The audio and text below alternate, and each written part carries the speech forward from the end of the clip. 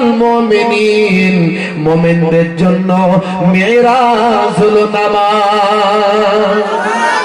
হবে না? তুমি যখন নামাজ পড়বে তোমার কাছে আল্লাহ থাকবে। মনে রাখবে এ তরুণেরা, যুবকেরা, রাসূল বলেন যখন তুমি নামাজে দাঁড়িয়ে যাবেন তুমি মনে করবে তুমি তোমার আল্লাহকে দেখতে পাচ্ছ। যদি এটা না মনে করতে পারো, মনে করবে আল্লাহ তোমাকে দেখছে। এটা তোমাদের মেরাজ। রাসূল গিয়েছিলেন মেরাজে, তোমাদের মেরাজে যেতে হলো না, আল্লাহর সঙ্গে রাসূল গিয়ে দেখা করেছে, আর তুমি নামাজ পড়ছো, আল্লাহর দেখা সেখানে হচ্ছে। জোরে বলুন।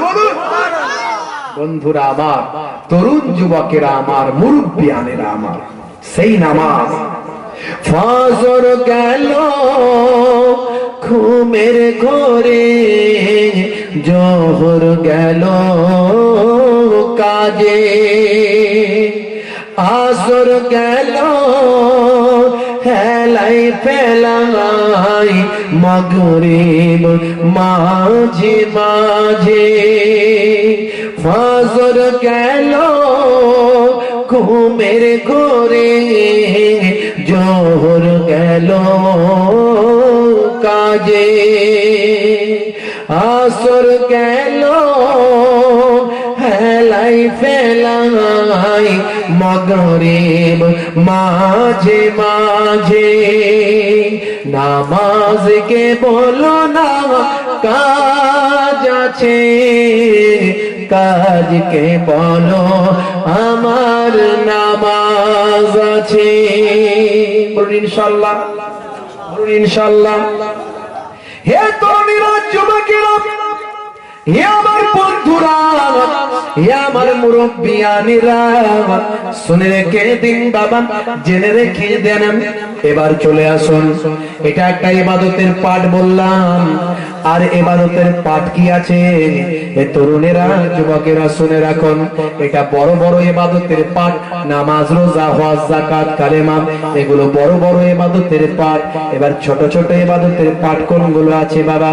এ তরুণেরা, যুবকেরা, আপনি যখন পানি পান করবেন ডান হাতে খাবেন, আপনি যখন পানি পান করবেন বসে পানি পান করবেন, আপনি যখন ঘুমাতে যাবেন ডান দিকে কাত হয়ে ঘুমাবেন, আপনি যখন খাদ্য খাবেন তখন চেটে পুচে পরিষ্কার করে খাবেন, নোংরা করে ছড়িয়ে ছাড়িয়ে আবর্জনা করে বাজে অবস্থা করে খাবেন না।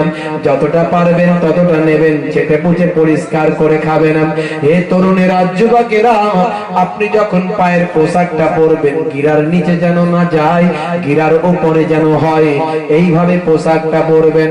আপনি চেষ্টা করবেন সুন্নতি পোশাক, মেসপোশাক হাঁটুর নিচে পর্যন্ত পোশাক পরার চেষ্টা করবেন। হে তরুণেরা, যুবকেরা, এগুলো সব রাসূলের সুন্নাত, রাসূলের তরিকা, রাসূলের সুন্নাত বাবা। হে মুসলমান, একটা ট্যাবলেট দিয়ে যায়, এই ট্যাবলেটটা যদি গ্রহণ করতে পারেন আপনার আমার সারাটা জীবনে একটা বড় অসুখ সেরে যেতে পারে। হে তরুণেরা, যুবকেরা, হে আমার মুরব্বিয়ানেরা, 1450 বছর আগে বিশ্বনবী আমার বলেন, আখেরি জামানাতে মানুষ যখন ফিতনা ফাসাদের মধ্যে লিপ্ত হবে, যখন মুসিবতের মধ্যে লিপ্ত হবে, সারা পৃথিবীতে যখন মুসিবত চলবে, উম্মতে মুহাম্মাদের উপর যখন বিপদ আপদ লেগে থাকবে, হে তরুণেরা, যুবকেরা, এই ফিতনা ফাসাদের সময়তে আমি রাসূলের একটা সুন্নাত, একটা তরিকা যে মেনে চলবে, আমি রাসূলের একটা মাত্র সামান্য সুন্নাত, একটা সামান্য তরিকা, আমি রাসূলের একটা ছোট্ট সুন্নাত, ছোট্ট তরিকা যদি মেনে চলে, এই একটা সুন্নাত তরিকার বিনিময়ে আমার আল্লাহ তাআলা ওই নামাজি, ওই বান্দা, ওই বান্দির নামাজ আমলে 100টা শহীদের সওয়াব দান করে দেবে। এই ট্যাবলেটটা সবাই খেতে পারেন, এই ট্যাবলেটটা যদি সবাই খেতে পারেন, জান্নাত আপনার আমার জন্য বাঁধা হয়ে যাবে। হে তরুণেরা, হে আমার বন্ধুরা, বিশ্বনবী আমার জানিয়ে জানান, মান তামাসসাকা বিসুন্নতি ইনদা ফাসাদে উম্মতি ফালাহুন আজরু মিয়াতা শাহীদ। বিশ্ব নবী আমার বলেন, যারা আখিরি জামানাতে ফিতনার সময়তে আমার উম্মতি যদি আমি রাসূলের একটা সুন্নত একটা তরিকাকে মেনে চলে, কেবল মাত্র একটা সুন্নতকে যদি ভালো করে মানে, ওই একটা সুন্নতকে ভালো করে অনুকরণ করার জন্য আমি রাসূলুল্লাহ বলি, আমার আল্লাহ তাআলা 100টা শহীদের সওয়াব দান করে থাকে। শহীদরা জান্নাতি না জাহান্নামী? জোরে বলেন, আরো জোরে বলেন, আরো জোরে বলেন। সবাই বলছেন না, বলছেন না। বলে হুজুর কোন বিপদে ফেলে দেবেন, আবার ঝামেলায় ফেলে দেবেন। মনে রাখবেন, শহীদরা হলো জান্নাতি, বিনা হিসাবে জান্নাতে চলে যাবেন। আর যে নবী বলেছেন জান্নাতি, সেই নবী বলেছেন, বাবা আমার একটা সুন্নতকে ফিতনার সময়, ফাসাদের সময়, আখিরি জামানাতে একটা সুন্নতকে ভালো করে মানলে 100টা শহীদের সওয়াব নামাজ আমলে দান করা হবে। তাহলে আপনি যদি মন প্রাণ থেকে আর একটা সুন্নতকে মানতে পারেন, তাহলে আপনি জান্নাতে যাবেন না জাহান্নামে যাবেন? জান্নাতে যাবেন? কোথায় যাবেন? রাসূলের এই থিওরি অনুযায়ী জান্নাতে যাবে। কথা ঠিক না ভুল? কিন্তু তার আগে একটুখানি কাজ করতে হবে। কাজ মানে কি? আপনার এই 3.5 হাত বডিতে একটা সিম কার্ড লাগাতে হবে। হে তরুণেরা, হে আমার বন্ধুরা, হে আমার মুরব্বিয়ানেরা, এই মুসলমানের ছেলে এখন অ্যান্ড্রয়েড মোবাইল ব্যবহার করে। আগে ছিল ফোন সুইচ টিপলি অন, আগে ছিল ফোন সুইচ টিপলি অন, এখন শুধু ঠেলতে হয়, ডান দিকে আর বাঁ দিকে যায়, তাহলে হোয়াটসঅ্যাপ আর ফেসবুক বেরিয়ে পড়ে। ভাই, মুসলমানের 2-4 বন্ধু যখন এক কাছে হয়, কে হোয়াটসঅ্যাপে চ্যাট করে, কে ফেসবুকে চালায়, কেউ বা আবার দেখা যায় ভাই আমার পাবজি আর ফ্রি ফায়ার গেমে ঢিটি ঢিটি ঢিটি ঢিটি গুলি করে যায়। কথা ঠিক না ভুল ভাই? আছে না নাই? আপনাদের ছেলেরা খেলে নাকি? পরিসর্বনাশ। মনে রাখবেন, ফ্রি ফায়ার গেম খেলা হারাম, ফ্রি ফায়ার গেম খেলা হারাম। কোন মুসলমানের বাচ্চা ফ্রি ফায়ার গেম খেলতে পারে না। আমি সব জায়গায় বলি, আজও বলছি, মনে রাখবেন ফ্রি ফায়ার গেম খেলা চলবে না। তুমি যদি মুসলমানের বাচ্চা হও, খেলতে পারবে না। তার কারণ হলো ফ্রি ফায়ার গেমেতে 2টো চরিত্র দেখানো হয়েছে ভাই, একটা পুরুষ আর একটা মহিলার চরিত্র পাওয়া যায়। ওই পুরুষ আর মহিলাটাকে যদি গুগল সার্চ করে বের করা হয়, আমি ফ্রি ফায়ার গেম কখনো খেলিনি, চোখেও দেখিনি, কিন্তু এত আলোড়ন সৃষ্টি হয়েছে, তথ্য খুঁজে বের করেছি ভাই আমার দোস্ত আমার। ওই যে পুরুষ আর মহিলার চরিত্রটা যদি সার্চ করে বের করা হয়, দেখবেন সেখানে পুরুষের ডেফিনেশনে লেখা আছে ভাই, the first man in the world, সারা পৃথিবীর প্রথম মানুষ সাজানো হয়েছে ভাই। আর মহিলাকে the first woman in the world, সারা পৃথিবীর প্রথম মহিলা সাজানো হয়েছে ভাই। এখন মুসলমানের ছেলে যারা খেলে, তাদের কাছে জানতে চাই, পৃথিবীর প্রথম পুরুষ আর মহিলা কে ছিল ভাই? কে ছিল বলে? হযরতে আদম নবী, মা হাওয়া, তাদেরকে নিয়ে গেম খেলা হয়েছে ভাই।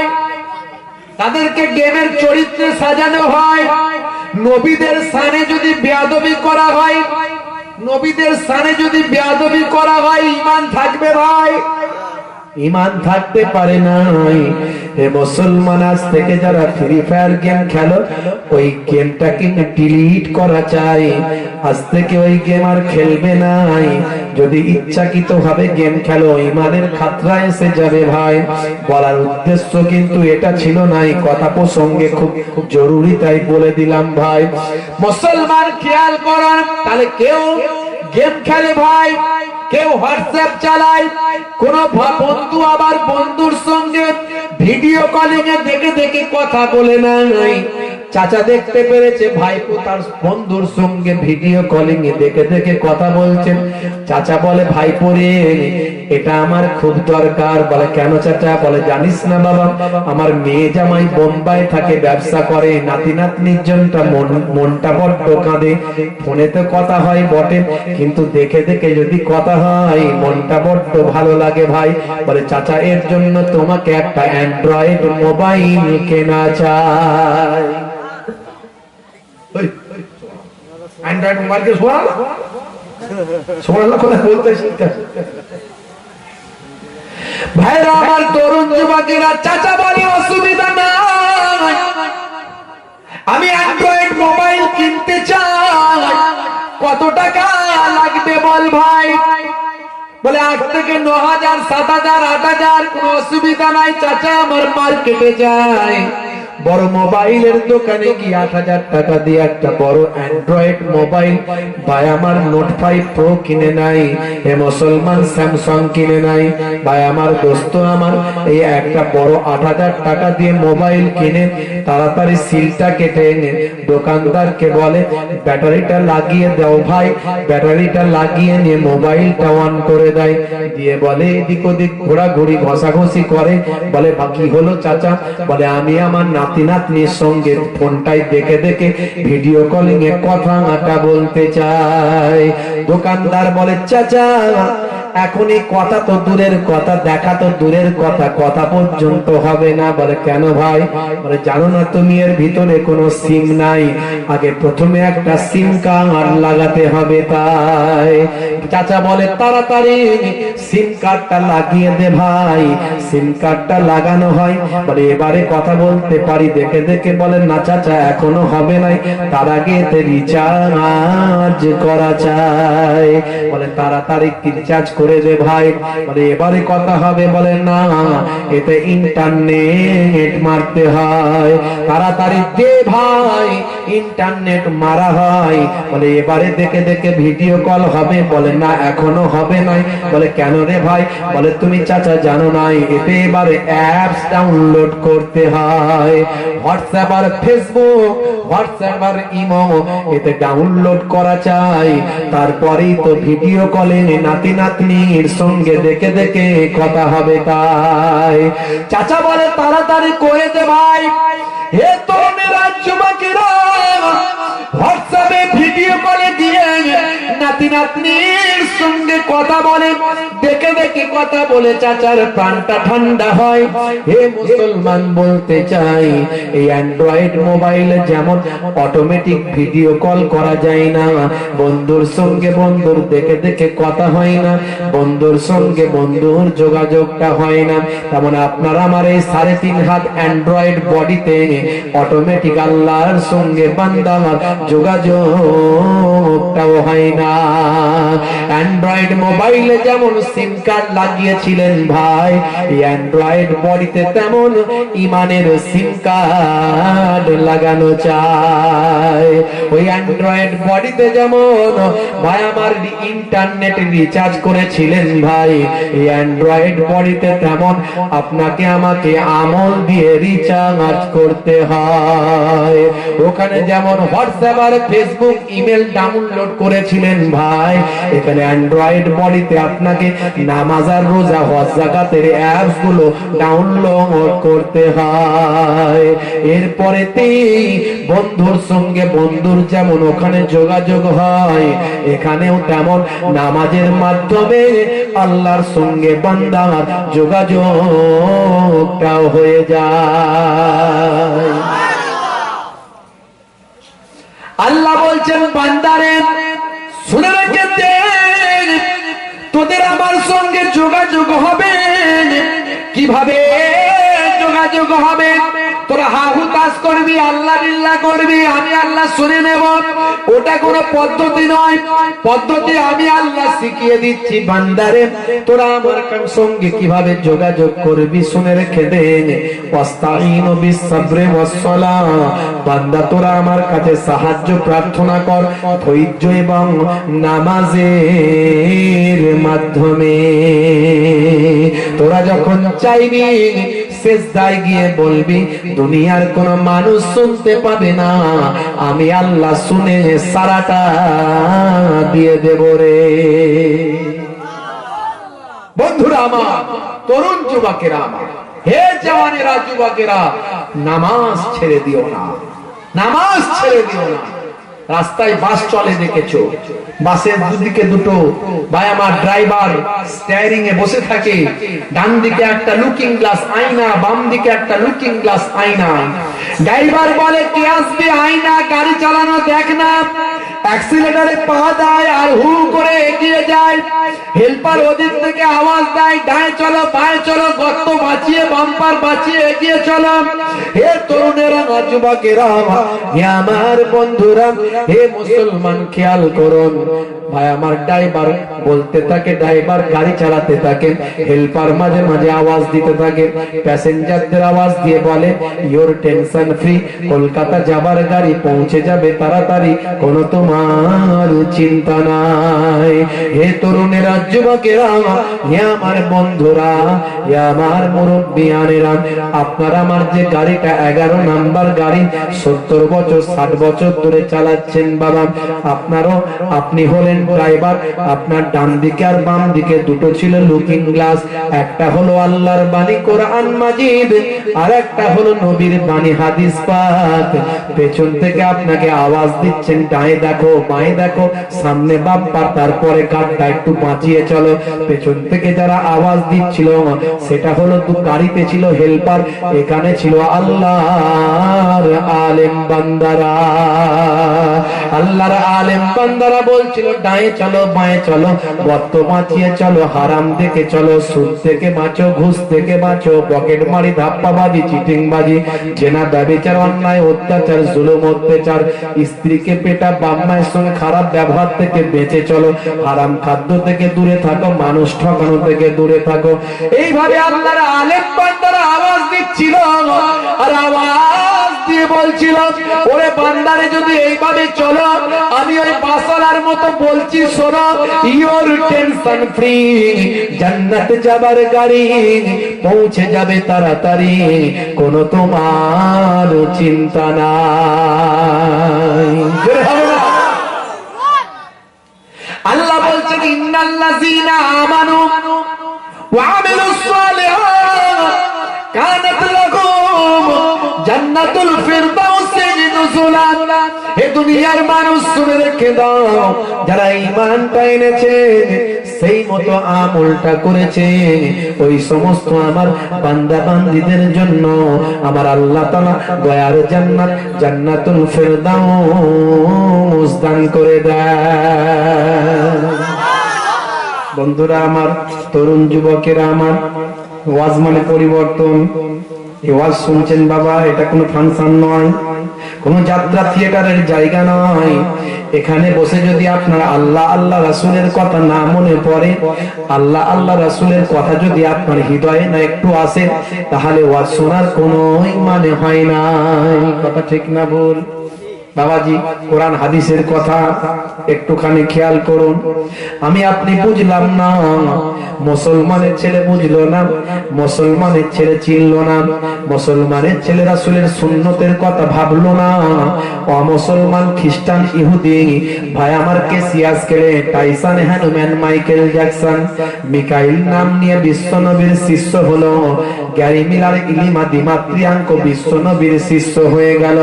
হে তরুণেরা যুবকেরা, অমুসলমানের ভাইরা বিশ্বনবীকে চিনতে পারলো, কিন্তু মুসলমান চিনতে পারলাম না। একজন অমুসলিম হিন্দু ভাই,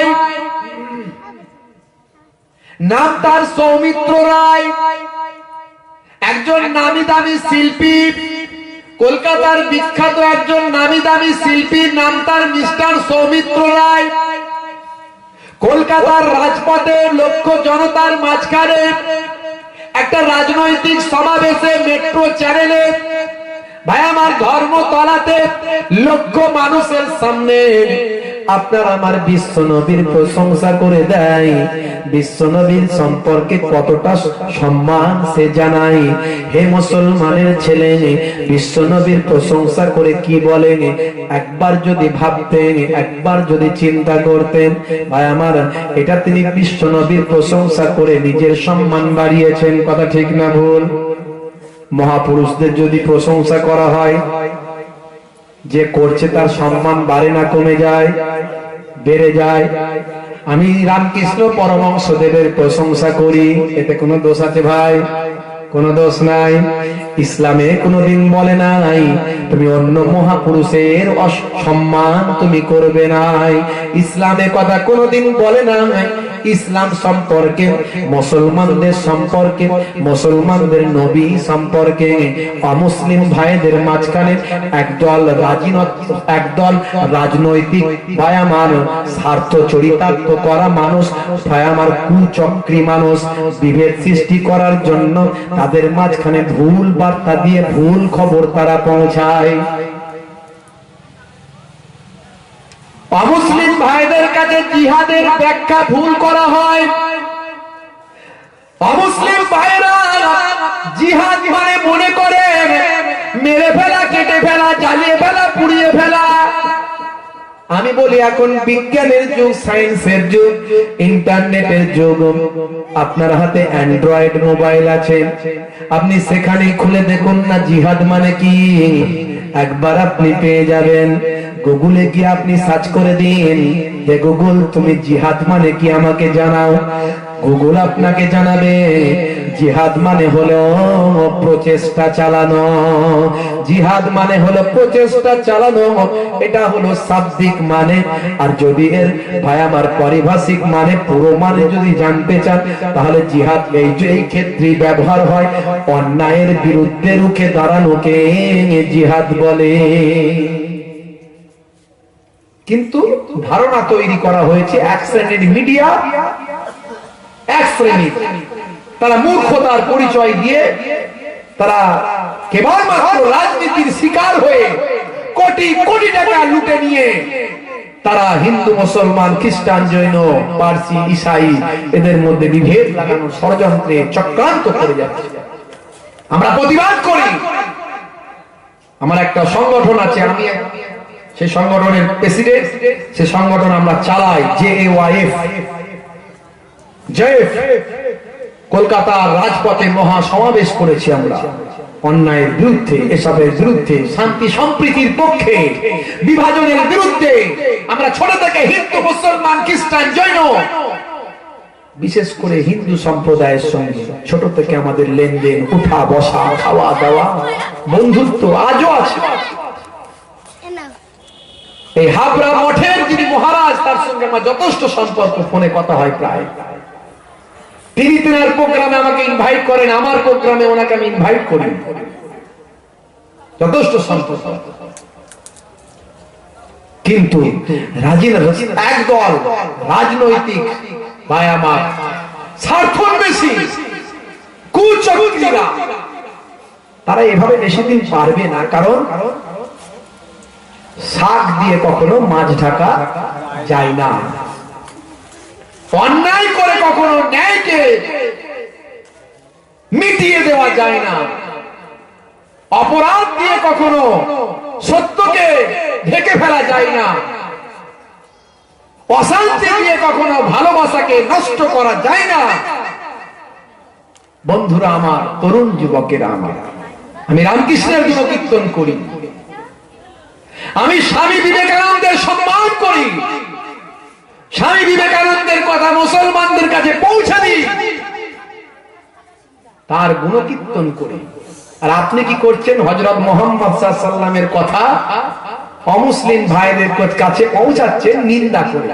বড় দুঃখের কথা। ছি ছি ছি ছি, সঠিকটা বললেন না, সঠিকটা বললেন না। স্বামী বিবেকানন্দ একজন মহান ব্যক্তি, তিনি ভারতবর্ষের সম্মান সারা পৃথিবীর বুকে পৌঁছে দিয়েছিলেন। ইভেন শিকাগো পর্যন্ত তার মহান উদারতা, তার মানবিকতা, তার মনুষ্যত্ববোধ, তার ভ্রাতৃত্ববোধ সারা পৃথিবীকে আলোড়িত করেছিল, আলোড়ন সৃষ্টি করেছিল। ভারতবর্ষের একজন মহান মনীষী, তার নাম হচ্ছে স্বামী বিবেকানন্দজি। তিনি বলেছিলেন, কি বলেছিলেন? জীবে প্রেম করে যে জন, সেই জন সেবিছে ঈশ্বর। জীব, মানুষ তো দূরের কথা, একটা প্রাণীর প্রতি দয়া করতে হবে। শুধু তাই নয়, তিনি বলেছিলেন এই ভারতবর্ষের বুকে হারি হোক, চান্ডাল হোক, মুচি হোক, গুলে হোক, যেই হোক না কেন, ভারতবাসী হলি সে আমার ভাই, ভারতবাসী আমার ভাই। তার এই মহান কথাবার্তা সারা পৃথিবীতে আলোড়ন সৃষ্টি করেছে। 1450 বছর আগে ঠিক একই কথা প্রফেট মুহাম্মদুর রাসূলুল্লাহ সাল্লাল্লাহু আলাইহি ওয়াসাল্লাম বলেছিলেন। কি বলেছিলেন? লা ইয়ারহামুল্লাহু মান লা ইয়ারহামুন নাস। যে মনুষ্য জাতির উপর দয়া করে না, মহান স্রষ্টা তার উপর দয়া করেন না। জোরে হবে না? জোরে হবে না? আমরা আগেই শুনছিলাম না, পূর্ববর্তী বক্তা হযরত বলছিলেন সৃষ্টির শ্রেষ্ঠ জীব হলো মানুষ। সেই মানুষকে ভালোবাসো। গরু, ছাগল, ভেড়া, পশু পাখি তারপরে তাদেরকেও ভালোবাসবে, কিন্তু তাদের সম্মান মানুষের চেয়ে বেশি নয়। সৃষ্টির শ্রেষ্ঠ জীব হলো মানুষ। কিসের জন্য? বুদ্ধির জন্য, বিবেকের জন্য, চেতনার জন্য, জ্ঞানের জন্য, মানবিকতার জন্য, মনুষ্যত্বের জন্য। সেই মানুষকে ভালোবাসো।